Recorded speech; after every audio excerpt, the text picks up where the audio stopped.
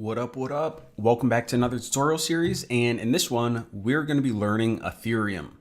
So, question number one, what the heck is Ethereum? All right, good question. So, Ethereum is a whole new way to both create and transfer value that's open to anyone in the world.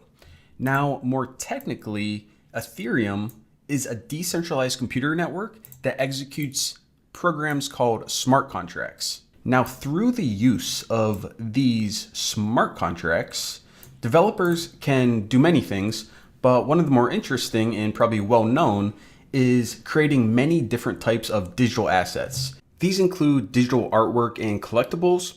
Now, these are typically what people think of whenever they hear the term NFT, but there's actually a lot more to NFTs than just art, as we're going to be seeing later on. Aside from those, another popular type of digital asset is in-game items, and these may include things like skins or weapons, basically anything that you could buy in an in-game economy.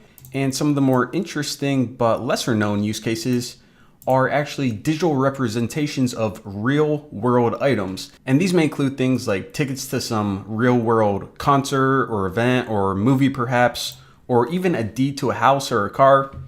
And believe it or not, you can actually even create your very own virtual currency, and the use cases for that are really up to your imagination.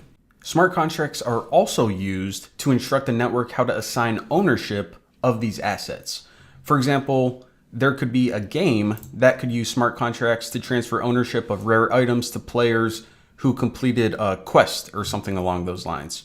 So for example, if this user completed a quest, maybe there would be a pool of rare items and this user would get this helmet, I guess it is. And this other user, let's give him this sword. That's pretty cool. So something along those lines. Now, there are also many other use cases for smart contracts, but we'll get into those later on in the course. Now, combining these smart contracts with user interfaces, developers can create a variety of dApps.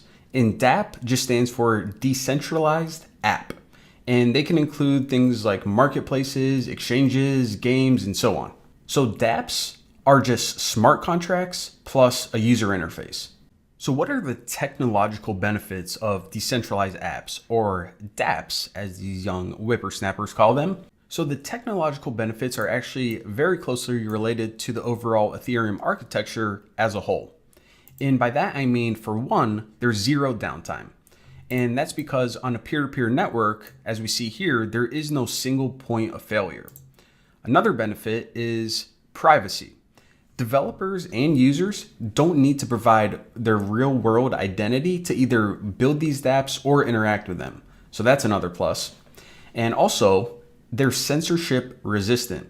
By that I mean that no single entity on the Ethereum network could ever block users from creating or using these dApps. And that is also because this network is indeed open to anyone in the world. So the Ethereum network as a whole is very open, transparent, and verifiable. And that's because every node in this network, and we're going to see exactly how this happens later on, but every node in this network is essentially responsible for keeping an eye on each other and making sure that there's no cheating or tomfoolery going on. Now, another common question that people have, especially when they're first starting to learn about Ethereum, is how is Ethereum different than Bitcoin? So Ethereum and Bitcoin both do use a blockchain architecture, and we're going to be getting into the details of what all that means later on. But for now, I do want to point out that Ethereum's primary use case is not just to be a digital currency like Bitcoin. It's more so to offer value and utility through a growing network of dApps. Now with that, I would like to say that in this course, what we're going to be doing is going over some core concepts regarding Ethereum. And I also want to mention that this course is mostly geared to developers. However, it is useful for anyone who's just interested in learning more about Ethereum for whatever reason. And I just want to point this out because specifically, this is not a course on trading or investment advice. It's more for people who are interested in the Ethereum technology or who want to learn how to build on the Ethereum network. Now, the last thing that I want to mention is that if anyone has any questions throughout this course, then feel free to join our Discord by going to our website, thenewboston.com. And it's here at the moment under resources. If you go to join the community, then you can click on a link to our Discord.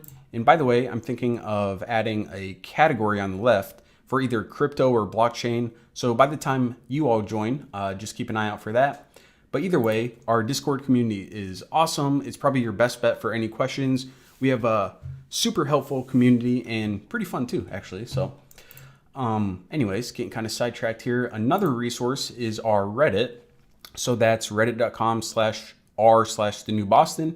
Feel free to join this, ask any questions about Ethereum, suggestions, feedback, so on and so forth.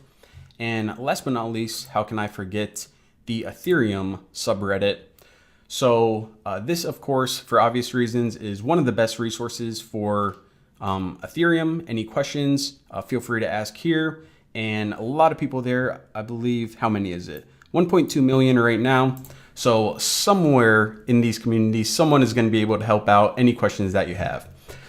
So yeah, on that note, I am pretty pumped up, looking forward to this entire series. So thank you for watching. Don't forget to subscribe, and I will see you next video.